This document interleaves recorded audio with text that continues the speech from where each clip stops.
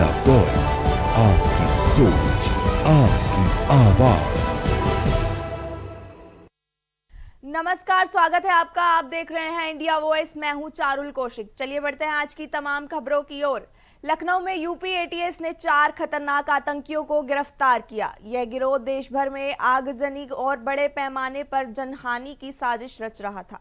आतंकियों ने लखनऊ, अलीगढ़ और नोएडा में हमले की योजना बनाई थी और रेलवे स्टेशन के पास दबोचे गए। विशेष अदालत ने आतंकियों को 5 दिन की पुलिस रिमांड मंजूर की। 5 अप्रैल से 9 अप्रैल तक कस्टडी में रखा जाएगा। आतंकियों के पास से ज्वलनशील पदार्थ, पंफलेट, 7 स्मार्टफोन और आधार कार्ड बरामद हुए। शाकिब उर्फ डेविल गिरोह का सरगना निकला और आईएसआई के लिए काम कर रहा था। पुलिस जांच में पता चला कि आतंकियों ने मोबाइल, सोशल मीडिया और क्यूआर कोड के जरिए आतंकवादी गतिविधियों की योजना बनाई थी। रेलवे सिग्नल बॉक्स की रेकी की गई और गैस सिलेंडर ट्रकों में धमाका करने की साजिश रची जा रही थी।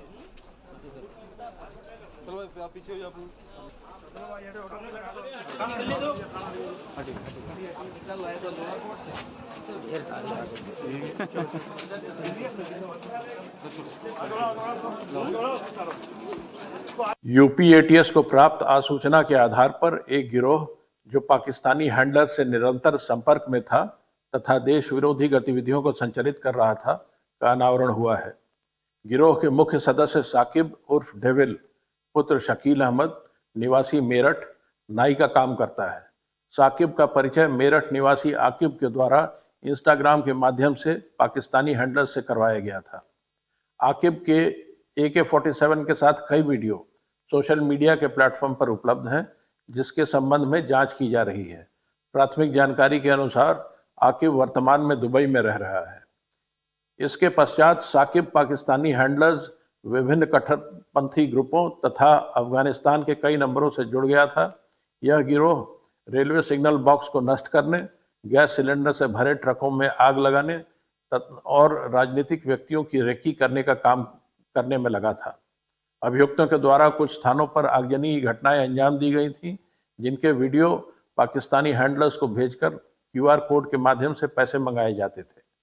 Pakistani handler Osama bin Laden, Farutullah Ghori, Kashmir Mujahideen, गजवाए Hind जैसे नामों का उल्लेख कर धर्म के आधार पर लोगों को भड़काने, वाहनों में आग लगाने के लिए उत्प्रेरित करते हुए आपराधिक षड्यंत्र रचता था।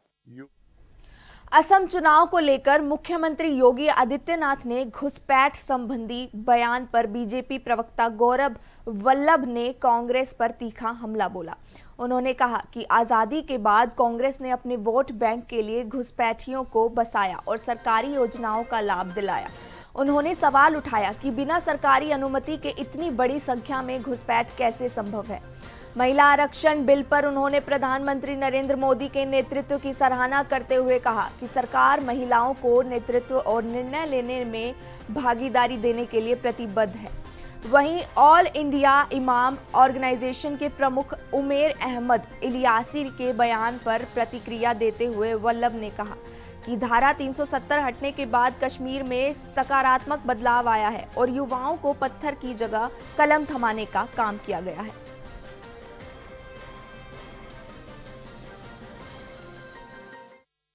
तो ये बरसों बरस तक आज़ादी के बाद से कांग्रेस ने अपने वोट बैंक के लिए घुसपैठियों को बसाया, उनको भारत की सरकार के डेवलपमेंट का फायदा दिया और नारा कांग्रेस का था घुसपैठियों का साथ, घुसपैठियों का विकास। हमारा उसके कॉन्ट्राडिक्शन में नारा है सबका साथ, सबका विकास, भारत के लोगों का साथ, भारत के लोगों का विकास। अन्यथा बिना सरकार के अनुमति के, बिना सरकार के अप्रूवल के लाखों की तादाद में क्यों घुसपैठिए देश के विभिन्न राज्यों में जाकर बसे, वहाँ जाकर वहाँ की बहन बेटियों से उन्होंने विवाह कर लिया और वहाँ जाके बस गए और भारत सरकार के विकास का जो पैसा, जो दिल्ली से विकास का पैसा जाता था, उससे घुसपैठियों का विकास हो रहा है। तो देश के लोगों की खून पसीने से कमाया हुआ पैसा घुसपैठियों के विकास में नहीं लगाया जा सकता। तो ये एक पॉलिटिकल वोट बैंक के कारण कांग्रेस ने बरसों बरस तक इस एजेंडा पे काम किया है। घुसपैठियों के साथ और घुसपैठियों के विकास का मॉडल पे कांग्रेस ने काम किया, पर अब उस मॉडल की जगह देशवासियों का साथ और देशवासियों के विकास का मॉडल आ चुका है। भारत की हमारी महिलाओं को, हमारी मातृशक्ति को उचित सम्मान और जो लीडरशिप है और डिसीजन मेकिंग में उनकी भागीदारी सुनिश्चित करने के लिए बरसों बरस तक जो राजनीतिक दल उस बिल पर राजनीति करते थे, हमने उस बिल को सदन पर पेश किया और उसको हम लागू भी करेंगे बहुत जल्द। तो ये हमारी एक कमिटमेंट है कि जो देश की मातृशक्ति है उसको लीडरशिप में पर्याप्त उनको रोल मिले, लीडरशिप में उनका पर्याप्त कंट्रीब्यूशन हो, क्योंकि जब हम सबका साथ सबका विकास की मॉडल की बात करते हैं उसमें ना केवल सिर्फ पुरुषों का साथ, देश के हर व्यक्ति का साथ और हर व्यक्ति का विकास। पर दुर्भाग्य ये है कि आज भी इस बिल का 33% महिलाओं के आरक्षण जो लोकसभा, संसद और विधानसभाओं में आरक्षण का जो विरोध है वो कांग्रेस पार्टी कर रही है। पंजाब से आम आदमी पार्टी के राज्यसभा सांसद राघव चड्ढा ने अपनी पार्टी के मतभेद खुलकर सामने आए। एक तरफ आम आदमी पार्टी आरोप लगा रही है कि राघव चड्ढा पार्टी लाइन से हटकर काम कर रहे हैं, तो राघव चड्ढा भी पार्टी के आरोपों का जवाब दे रहे हैं और अब इसे लेकर ही राजनीति गर्मा गई है। एनडीए नेता राघव चड्ढा को लेकर अरविंद केजरीवाल पर हमलावर हैं और कह रहे हैं कि केजरीवाल अच्छा काम करने वालों के खिलाफ रहते हैं। एनडीए केजरीवाल को यूज एंड थ्रो करने वाला नेता बता रहा है। आप और राघव चड्ढा में ठनी बीजेपी, कांग्रेस केजरीवाल पर हमलावर। पंजाब से राज्यसभा सांसद राघव चड्ढा और आम आदमी पार्टी के बीच मतभेद खुलकर सामने आ गए हैं। एक तरफ आम आदमी पार्टी आरोप लगा रही है कि राघव चड्ढा पार्टी लाइन से हटकर काम कर रहे हैं, तो वहीं राघव चड्ढा भी पार्टी के आरोपों का जवाब दे रहे हैं और अब इसे लेकर ही राजनीति गर्मा गई है। एनडीए के नेता राघव चड्ढा को लेकर अरविंद केजरीवाल पर हमलावर हैं और कह रहे हैं कि केजरीवाल अच्छा काम करने वालों के खिलाफ रहते हैं। एनडीए केजरीवाल को यूज एंड थ्रो करने वाला नेता बता रहा है। देखिए, केजरीवाल जी का रिकॉर्ड रहा है, master of use and throw रहे हैं। कभी अन्ना हजारे जी के आंदोलन से वो उपजे थे, सामने आए थे और बाद में उन्हीं से किनारा कर लिया। जितने उनके पुराने साथी थे वो सब एक एक करके उनको छोड़ते चले गए। लेकिन अरविंद केजरीवाल अपने स्वार्थ की राजनीति से बाज नहीं आए। राघव चड्ढा मुझे लगता है उनके पार्टी के एक स्तंभ थे, फाउंडिंग मेंबर्स में थे, अब उनको भी उन्होंने दरकिनार कर दिया। क्यों साहब, केजरीवाल पर जब भ्रष्टाचार का आरोप लगा था, इनका कहना है कि उस समय आप हमारे पक्ष में क्यों नहीं आए। तो क्या आदमी का भीतर का नैतिक बल नहीं होता है? कभी आम आदमी को ताकत देने के नाम पर सत्ता में आई आम आदमी पार्टी आज पूरे तरीके से विपरीत धारा में बह रही है। चाहे वो कुमार विश्वास हो, चाहे वो शाजिया इल्मी हो, चाहे वो प्रशांत भूषण हो, योगेंद्र यादव हो, सबने बारी बारी से उनको छोड़ा, लेकिन एक प्रमुख रणनीतिकार के तौर पर राघव चड्ढा उभरे और अब राघव चड्ढा और केजरीवाल की दुनिया भी बढ़ रही है। स्पष्ट है कि कहीं ना कहीं ये जो विश्वास का संकट है वो आने वाले समय में एक गहरी टूट में भी बदल सकता है। देखिए, ये कोई नई बात नहीं है। जब कपिल मिश्रा को हटाया गया था तो अरविंद के ये राघव चड्ढा हंस रहे थे। जब कुमार विश्वास को हटाया गया तब भी राघव चड्ढा हंस रहे थे। अब राघव चड्ढा को हटाया गया है तो बाकी लोग हंस रहे हैं।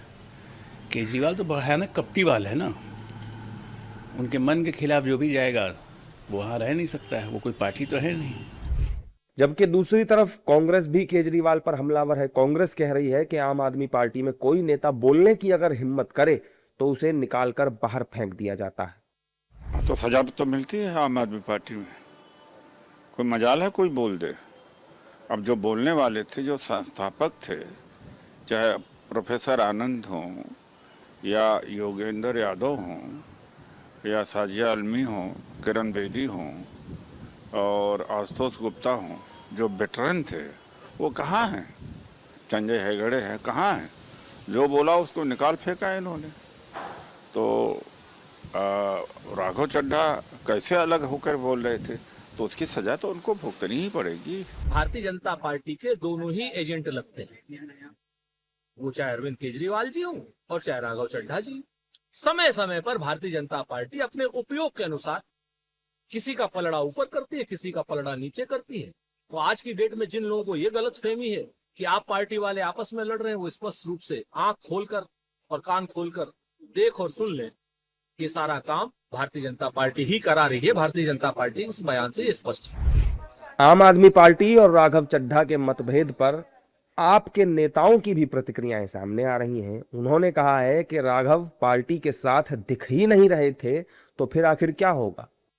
जब पार्टी को फैसला करती है, अगर पार्टी किसी चीज पे बाइकआउट करती है, कोई वॉकआउट करती है, अगर कोई किसी पे साइन करने हैं, जो पार्टी का फैसला है उस पे साइन ना करो, तो पंजाब के मुद्दे ना उठाओ, तो ये बात जो सारी है उसको सोचना चाहिए। बिकॉज वो पंजाब के यहाँ के इंचार्ज वो भी रहे हैं, मतलब उन्होंने यहाँ पे लीड किया और सबको कहते थे कि जो बात करनी है पार्टी के अंदर करो, ठीक है जी, बाहर नहीं करनी है और डिसिप्लिन में रहना है। जो पार्टी करती है वो लोगों से कहते थे कि हम लोगों को कहते थे भी आप क्यों नहीं करते हो, ये you have to do it.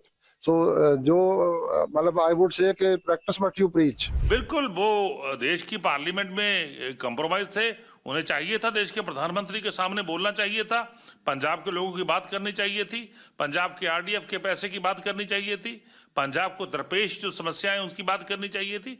पूरा देश जानता है कि पंजाबियों के साथ, पंजाब के साथ भारतीय जनता पार्टी बहुत बड़ा धोखा कर रही है। तो कम से कम उस धोखे के खिलाफ, उस षड्यंत्र के खिलाफ तो राघव चड्ढा जी को बोलना चाहिए। तो वो चुप क्यों रहे, ये उनके चुप रहने से पता चलता है कि कहीं ना कहीं वो कंप्रोमाइज थे। अब सियासी गलियारों में चर्चा तेज हो गई है कि आने वाले दिनों में राघव चड्ढा आम आदमी पार्टी से निकाले जाएंगे, फिर एक दूसरे पर तीखे आरोप भी लगाए जाएंगे। हालांकि बीजेपी, कांग्रेस मौके का फायदा उठाकर अरविंद केजरीवाल पर निशाना साध रही है। महिला आरक्षण बिल को लेकर प्रधानमंत्री नरेंद्र मोदी के बयान पर बीजेपी प्रवक्ता आरपी सिंह ने प्रतिक्रिया देते हुए कहा कि आज महिलाओं को संसद और विधानसभाओं में 33% आरक्षण मिलने का श्रेय पीएम मोदी को दिया जाता है। उन्होंने आरोप लगाया कि विपक्ष ने हमेशा इस बिल का विरोध किया और जब उनके पास मौका था तब भी इसे लागू नहीं किया। पीएम मोदी के अनुसार परिसीमन के बाद लोकसभा सीटों की संख्या 543 से बढ़कर 816 हो सकती है, जिसमें 243 सीटें महिलाओं के लिए आरक्षित होंगी, जिससे महिलाओं का प्रतिनिधित्व बढ़ेगा। इसके अलावा घुसपैठ के मुद्दे पर आरपी सिंह ने मुख्यमंत्री योगी आदित्यनाथ के बयान का समर्थन करते हुए कांग्रेस पर गंभीर आरोप लगाए। उन्होंने कहा कि आजादी के बाद से ही कांग्रेस शासन में बंगाल और असम में घुसपैठ बढ़ी है, जिसका असर अब साफ दिखाई देता है। अकेली जो देखिए, मोदी जी के चलते हुए महिलाओं को 33% रिजर्वेशन असेंबलीज में और पार्लियामेंट में मिल रहा है। विपक्ष तो अब भी विरोध कर रहा है और इनको खूब मौका मिला था, इन्होंने विरोध किया था। असल में ये महिला विरोधी हैं और महिला आरक्षण के तो कड़े विरोधी हैं। प्रधानमंत्री जी ने बिल्कुल ठीक बताया कि डिलिमिटेशन के बाद देश की जो सीटें हैं वो 543 से बढ़कर 816 हो जाएंगी और उसमें से 243, एक तिहाई सीटें महिलाओं के लिए रिजर्व होंगी। महिलाओं की हिस्सेदारी देश की पार्लियामेंट में और देश के फैसलों में बढ़ने वाली है। इसमें कोई शक नहीं कि देश की आज़ादी के बाद कांग्रेस लगातार घुसपैठ कराती रही, खासकर असम और बंगाल में उसका बहुत बड़ा भयंकर असर दिखा। उसके चलते हुए असम का डेमोग्राफी और बंगाल का डेमोग्राफी भी बदला और भाजपा है अकेली जो घुसपैठियों को बाहर निकालने की बात करती है। चलिए, वह घायल है या घातक है, उनकी पार्टी का इंटरनल मैटर है, परंतु सच ये है कि उनकी समझ में थोड़ा देर से आया। उनकी पार्टी में ब्रीफ केस ज़्यादा भारी है, जिसका ब्रीफ केस भारी उसको उसके हिसाब से पद मिलते हैं। ये राघव चड्ढा की डिमोशन से प्रूफ हो गया। खबरों का सिलसिला यूं ही जारी रहेगा। मिलते हैं एक छोटे से ब्रेक के बाद। ब्रेक के बाद एक बार फिर से स्वागत है। चलिए बढ़ते हैं अगली खबर की ओर। एआईएमआईएम चीफ असदुद्दीन ओवैसी ने गुजरात विधानसभा द्वारा हाल ही में पास किए गए यूसीसी बिल की कड़ी आलोचना की है।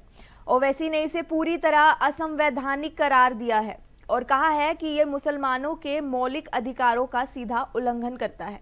ओवैसी के मुताबिक ये बिल इस्लाम के खिलाफ है, जबकि all India Muslim personal law board द्वारा भी यूनिफॉर्म सिविल कोड का विरोध कर रहा है। इस पर आरएसएस के सीनियर प्रचारक इंद्रेश कुमार और वीएचपी के विनोद बंसल ने पलटवार किया है।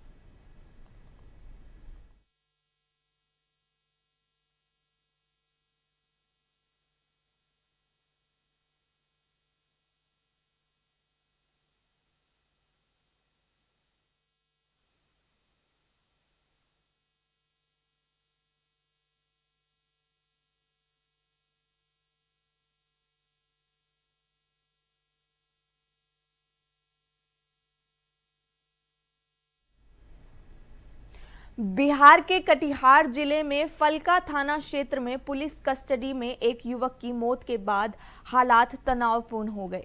घटना से गुस्साए परिजनों और ग्रामीणों ने सड़क जाम कर विरोध प्रदर्शन शुरू कर दिया। देखते ही देखते प्रदर्शन उग्र हो गया और भीड़ ने पुलिस टीम पर हमला कर दिया, जिसमें कई पुलिसकर्मी घायल हो गए। आक्रोशित लोगों ने पुलिस पर गंभीर आरोप लगाते हुए न्याय की मांग की है। स्थिति तब और बिगड़ गई जब भीड़ ने पुलिसकर्मियों से राइफल भी छीन ली। घटना के बाद इलाके में भारी पुलिस बल तैनात कर हालात को काबू करने की कोशिश की गई। प्रशासन ने मामले की जांच के आदेश दिए और दोषियों पर कार्रवाई का आश्वासन दिया है। फिलहाल क्षेत्र में तनाव बना हुआ है और स्थिति पर नजर रखी जा रही है।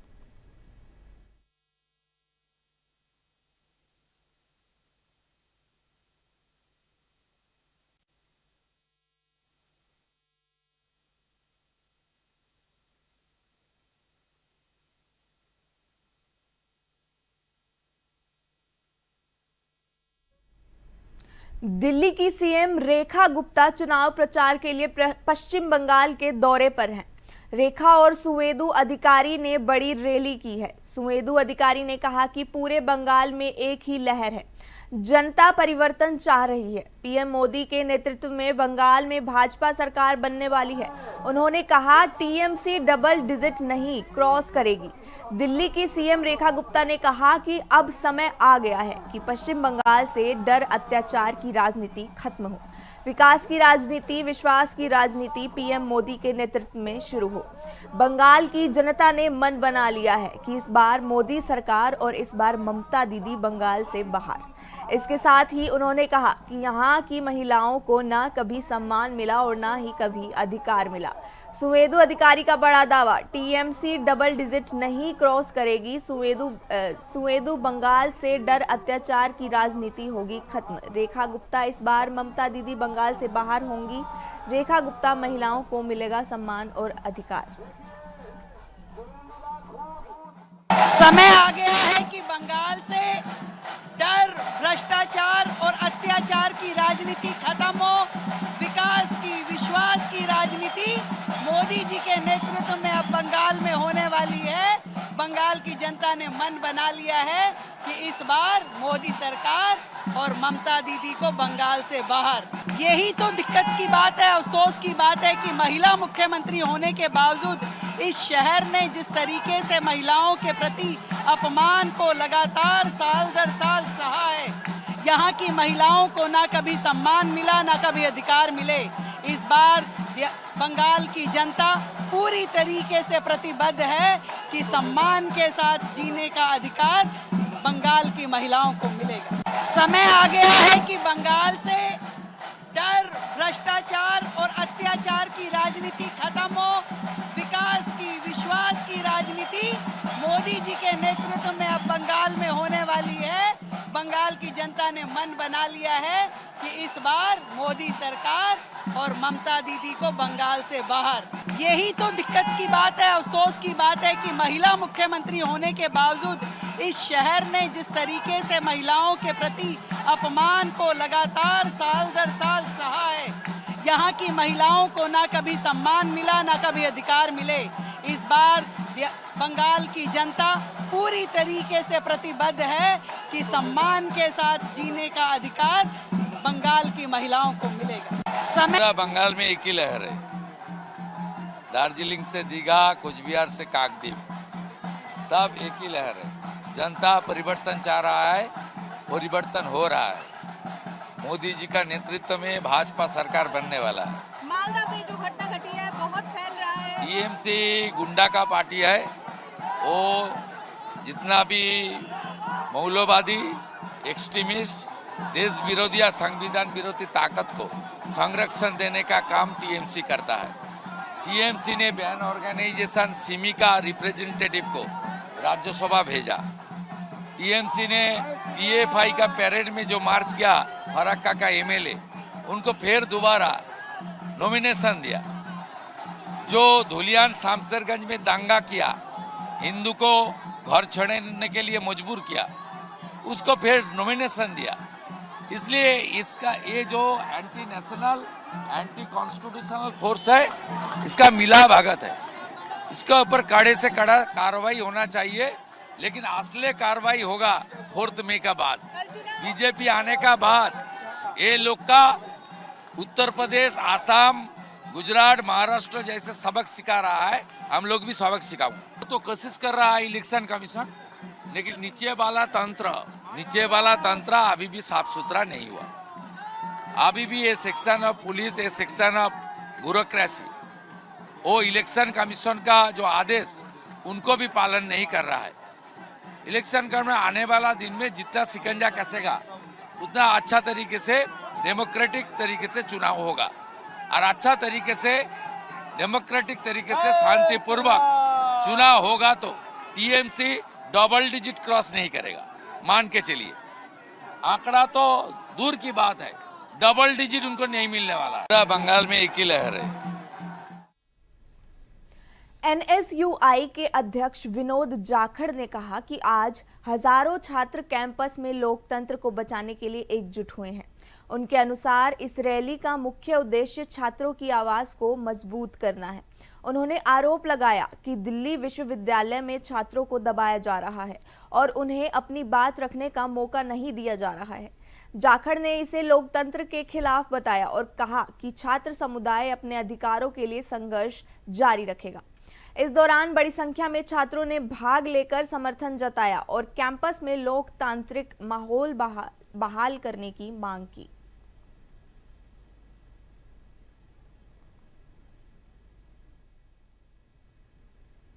फिलहाल के लिए इस बुलेटिन में इतना ही। देश और दुनिया भर की तमाम खबरों से जुड़े रहने के लिए देखते रहिए इंडिया वॉइस। तब तक के लिए नमस्कार।